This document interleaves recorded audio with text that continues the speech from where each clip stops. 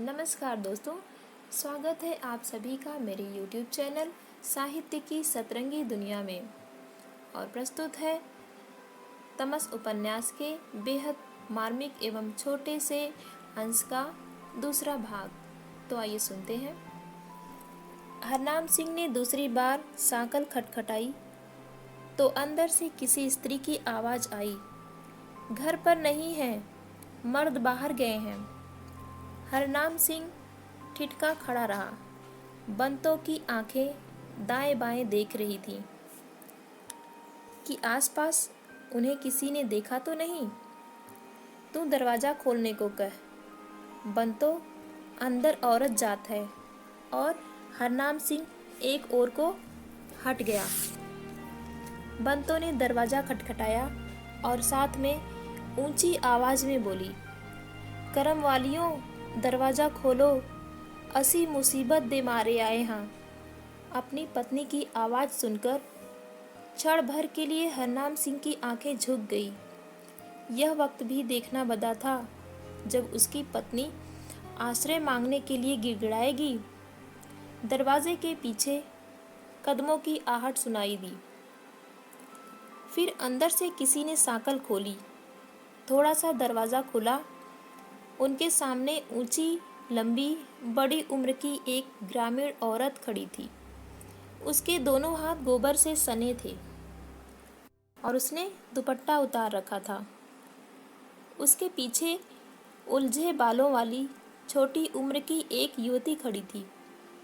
उसने भी आस्तीनें चढ़ा रखी थी, जिससे लगता गाय भैंस के लिए सानी पानी कर रही हैं। कौन हो, क्या काम है? बड़ी उम्र की औरत ने पूछा। हालांकि एक नज़र में ही वह उनकी स्थिति को समझ गई थी। बदनसीब हैं, ढोक इलाही बख्श से आए हैं। वहाँ बलवाई आ गए थे। हमारा घर बार लूट लिया है। रात भर चलते रहे हैं। क्षण भर के लिए वह औरत ठिठकी खड़ी रही।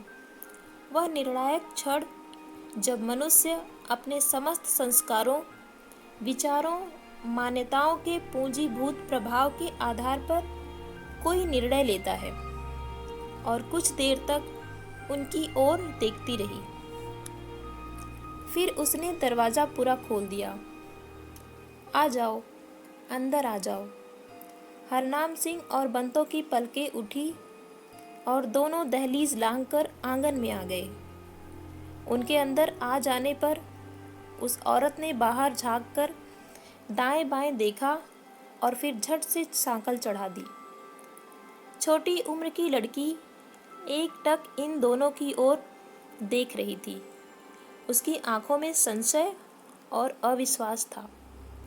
खाट बिछा दे अकरा, औरत ने कहा और स्वयं जमीन पर बैठकर पहले की तरह गोबर से थापियां बनाने लगी।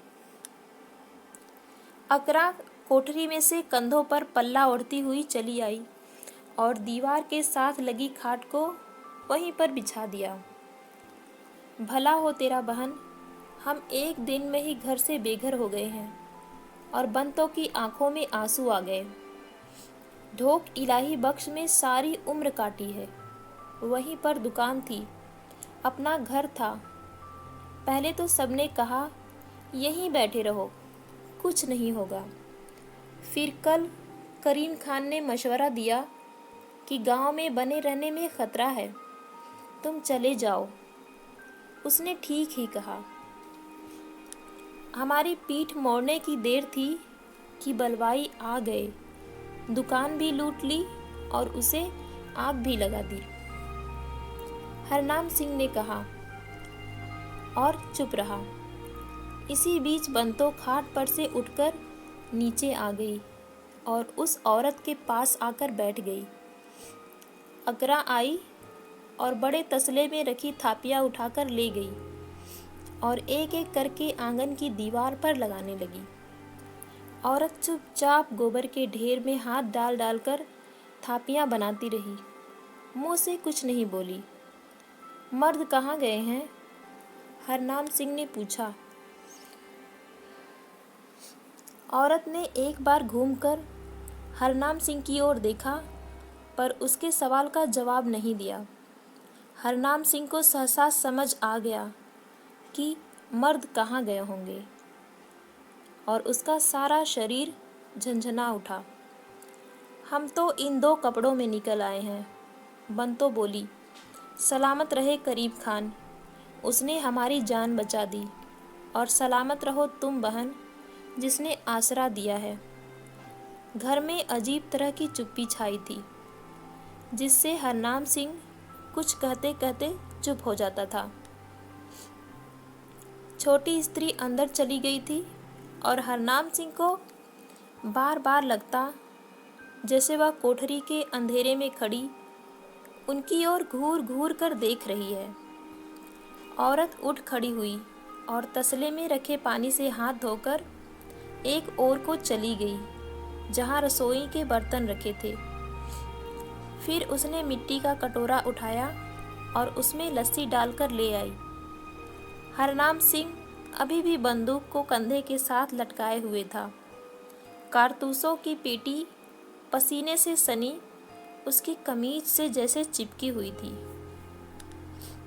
लो, लस्सी पी लो, रात भर के थके हो।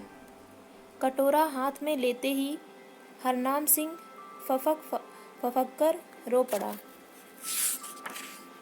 रात भर की थकान, उत्तेजना और दबी भावनाएं एकाएक फूट कर निकल आईं और वह बच्चों की तरह बिलख उठा। आखिर तो खाता पीता दुकानदार था, कमर में 100-200 रुपए भी बांध कर ले आया था। सारी उम्र किसी के आगे हाथ नहीं फैलाया था और अब एक दिन में दर दर की ठोकरें खाने लगा था।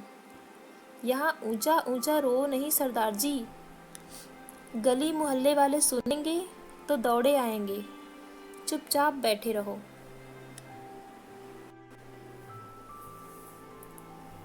हरनाम सिंह अपनी सिसकियां दबाकर चुप हो गया और पगड़ी में से शमला निकालकर आंसू पोंछने लगा। भला हो तुम्हारा बहन, तुम्हारा किया हम कभी नहीं उतार सकेंगे। रब घरों बेघर किसी आ ना करे, रब दी मेहर होई ता सब ठीक हो जाएगा। भगवान किसी को घर से बेघर न करे, अल्लाह की कृपा बनी रही तो सब ठीक हो जाएगा। औरत अभी भी लस्सी का कटोरा हाथ में पकड़े बंतो के सामने खड़ी थी। लस्सी के कटोरे की ओर देखकर बंतो असमंजस में पड़ गई। बंतो ने आंखें उठाकर पति की ओर देखा। उसका पति उसी की ओर देख रहा था। मुसलमान के हाथ से कटोरा कैसे ले लें?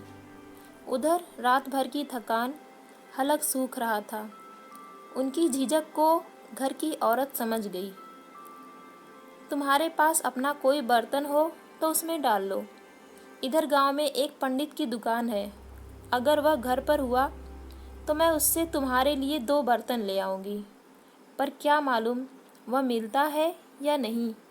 हमारे हाथ का नहीं लो, पर दिन भर भूखे कहाँ पड़े रहोगे। इस पर हरनाम सिंह ने हाथ बढ़ाकर कटोरा ले लिया। तेरे हाथ का दिया अमृत बराबर है बहन, हम तुम्हारा किया कभी नहीं उतार सकते। धूप निकल आई थी और आसपास के घरों से आवाज़ें आने लगी थी।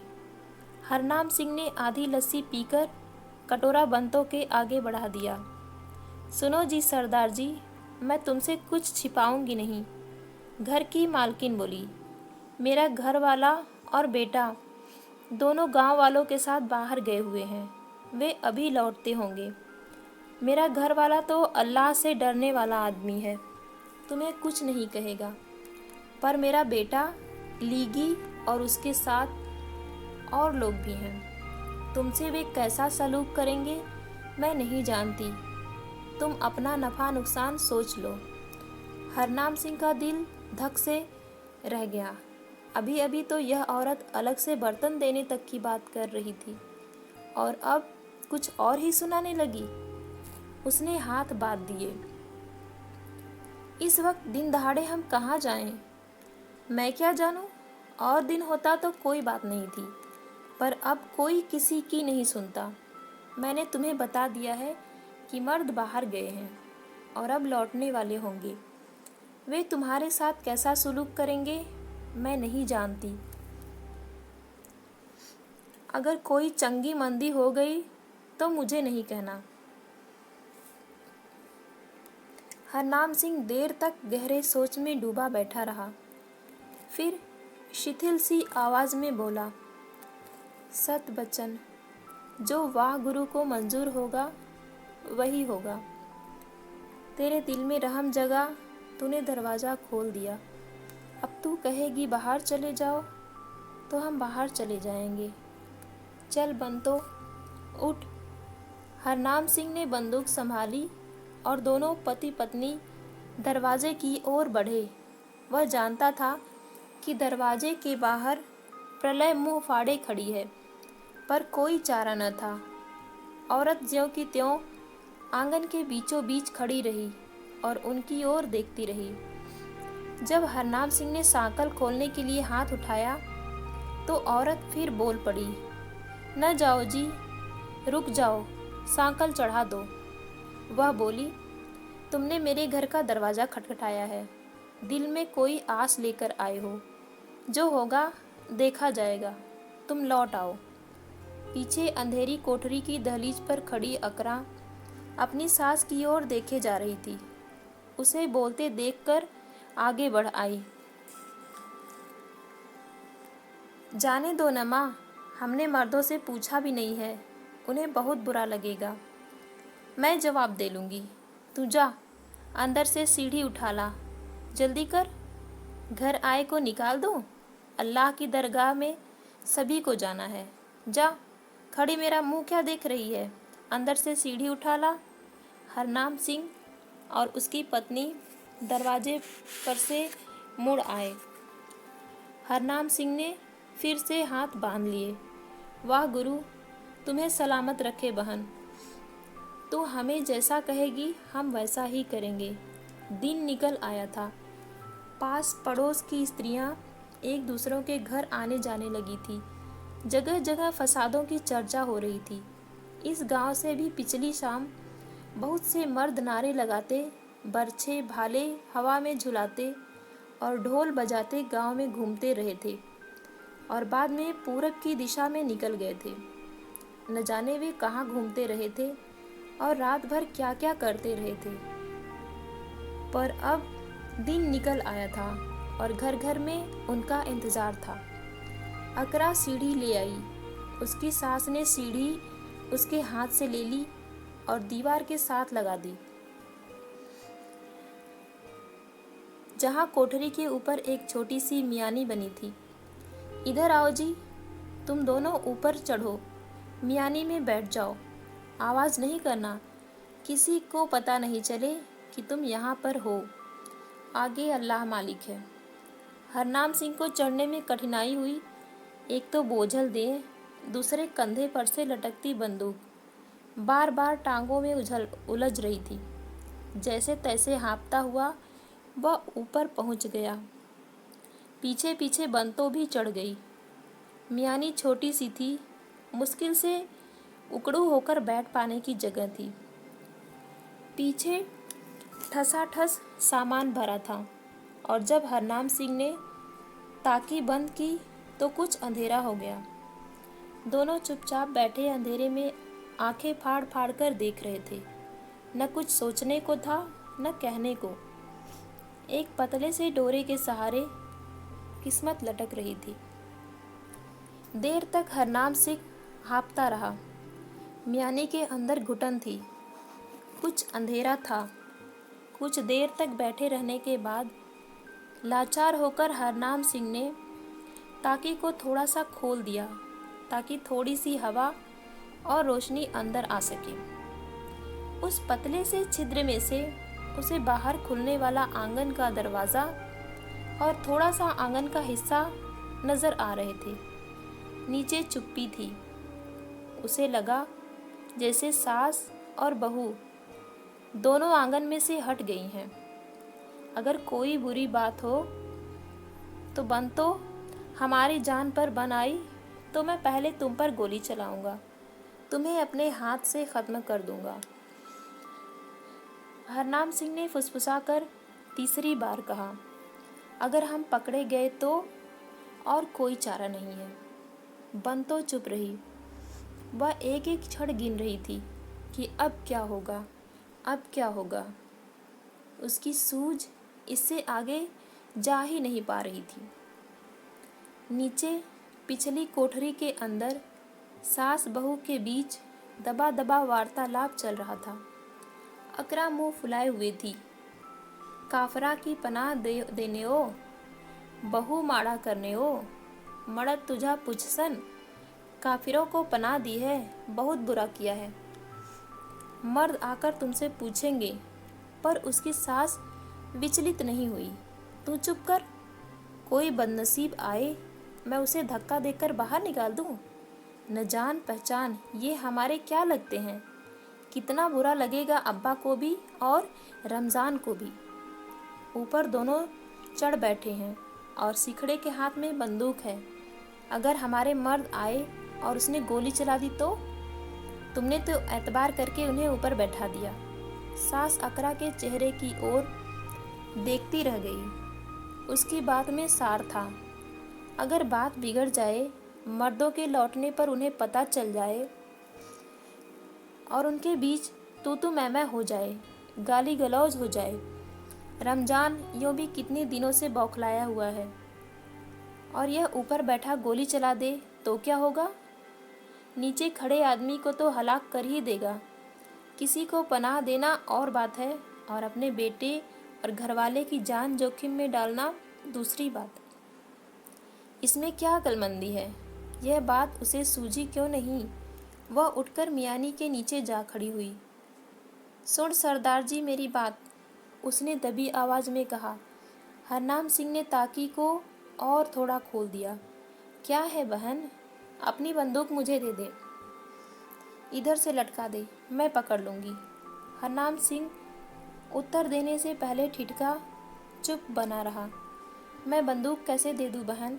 नहीं, तू बंदूक दे दे। बंदूक लेकर तुम ऊपर नहीं बैठ सकते। फिर दोनों के बीच चुप्पी छा गई। बंदूक दे देने का मतलब था अपनी जान उनके हाथ में दे देना। अगर वह इनकार कर दे तो वह फौरन घर से बाहर निकल सकती है, और बाहर दिन दहाड़े बंदूक कंधे से लटक भी रही तो कोई हिफाजत नहीं। सुनते हो सरदार जी? बंदूक दे दे। मेरे घर के अंदर रहते तुझे बंदूक की क्या ज़रूरत है? बंदूक देकर तो मैं बिल्कुल निहत्था हो जाऊंगा बहन। कहाँ मारा मारा फिरूंगा, इसका मुझे हौसला है। तू बंदूक दे दे, इधर लटका दे। जब जाएगा तो मैं तुम्हें लौटा दूंगी। हरनाम सिंह ने पत्नी के चेहरे की ओर देखा, फिर चुपचाप बंदूक नीचे लटका दी। बंदूक दे चुकने के बाद हरनाम सिंह को इस बात का ध्यान आया कि देने से पहले उसमें से गोलियां तो निकाल लेता। भरी हुई बंदूक उसके हाथ में दे दी, पर फिर सिर झटक दिया। जहाँ जिंदगी ही अनिश्चय में डोल रही है, वहाँ क्या फ़र्क पड़ता है कि बंदूक में से गोलियां निकाल ली या नहीं निकाली। निकाल लेता तो मौत का एक और मंसूबा कम हो जाता, नहीं निकाली तो मौत के 1000 मंसूबों में एक और मंसूबा जा मिला। हरनाम सिंह ने ठंडी सांस भरी, इतनी गहरी कि बंतों को लगा नीचे खड़ी औरत और उसकी बहू ने भी सुन ली होगी। मियानी में फिर अंधेरा छा गया। क्या से क्या हो गया? कल इस वक्त बंतो अपने घर में संदूक से कपड़े सहेज रही थी। आज पति पत्नी चूहों की तरह इस अंधेरी मियानी में घुस बैठे थे।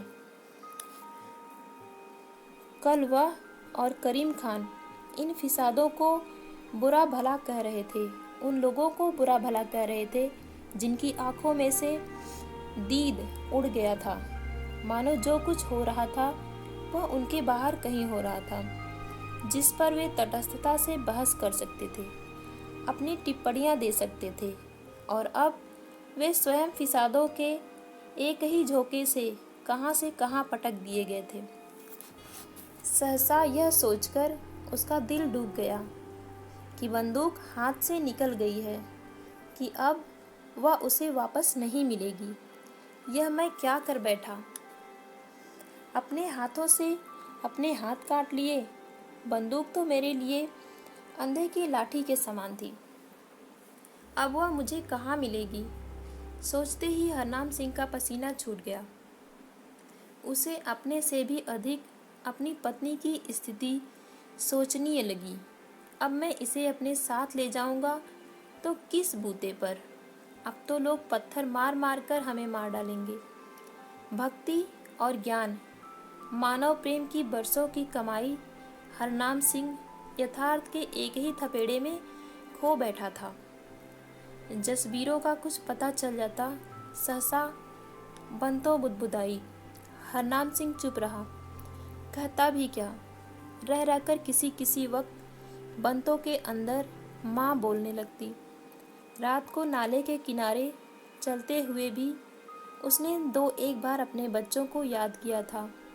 अब फिर से करने लगी थी।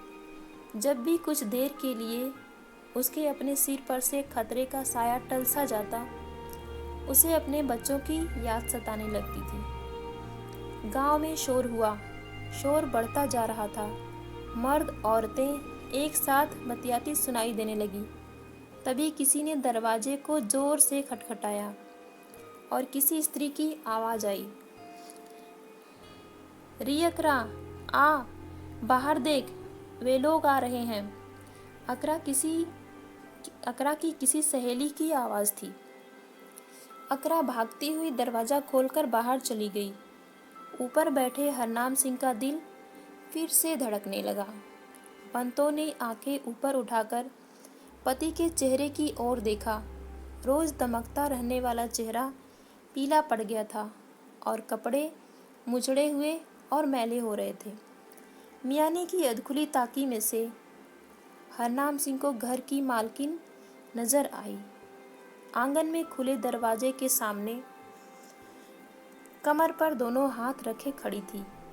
उसका ऊंचा लंबा कद, सीधी सतर्क काया देखकर उसका मन संभल सा गया। उसका विश्वास फिर से जैसे लौट आया। इस औरत के रहते अभी सब कुछ खो नहीं गया है, सब कुछ मर नहीं गया है। अगर वाह गुरु को मंजूर होगा तो हम पर आँच नहीं आएगी। तुम तो भगत हो, तुम्हें किस बात का डर है।